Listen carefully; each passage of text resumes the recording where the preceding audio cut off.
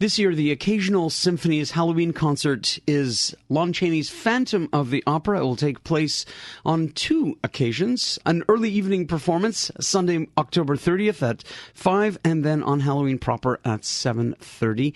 Both performances will take place at the 2640 space, which is coincidentally at 2640 St. Paul Street. Two members of the Occasional Symphony are here. Their board president, Elisabet Pujadas. Nice to see you. Nice to see you too. And also in the studio, their executive director, James Young. Nice to see you as well. Good to be here, John.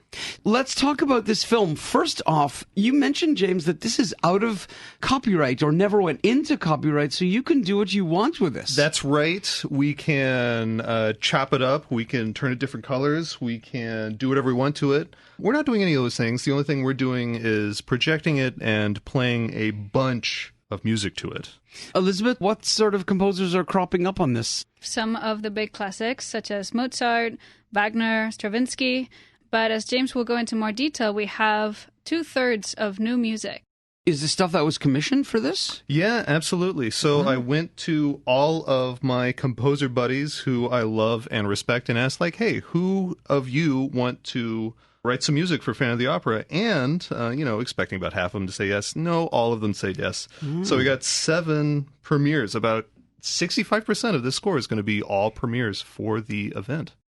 Since this is a silent film, you have the opportunity of using vocal music, and you have one of the city's really great performers, Melissa Wimbish, who is performing this, who specializes in all kinds of interesting repertoire. It's very true. Melissa Wimbish is no stranger to operatic singing, just as like she's no stranger to being a part of the awesome Baltimore music scene, her band, The Outcalls. She is a fiery, crazy singer, just like her fiery hair. She'll be providing her voice to some Mozart, some Puccini, and some of the new music, and we're very excited to have her.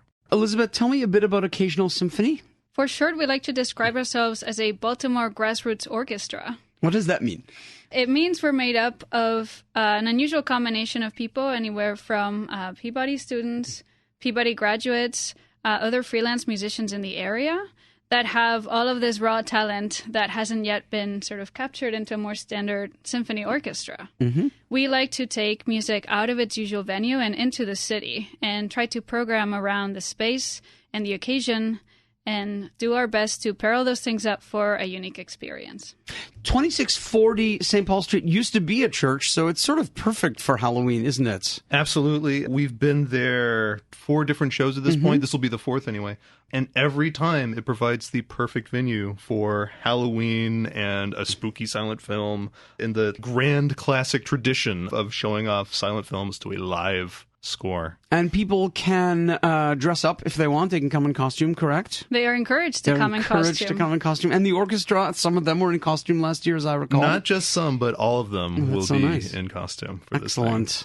I have to say, I had a really good time last year. You screened Nosferatu, and it was terribly fun, and I can't see why this won't be equally enjoyable. 2 chances to see the Phantom of the Opera with the Occasional Symphony. This year's Halloween concert. You can go Sunday, October 30th at 5 p.m., or you can go Monday, October 31st at 7:30 p.m. If you'd like tickets or more information, you can find them on the web at occasionalsymphony.org. And my guests are their board president, Elisabet Pujadas. Thank you very much for talking with us. Thank you. And also in the studio, James Young, their executive director. Thank you so much for talking with us as well. Thank you.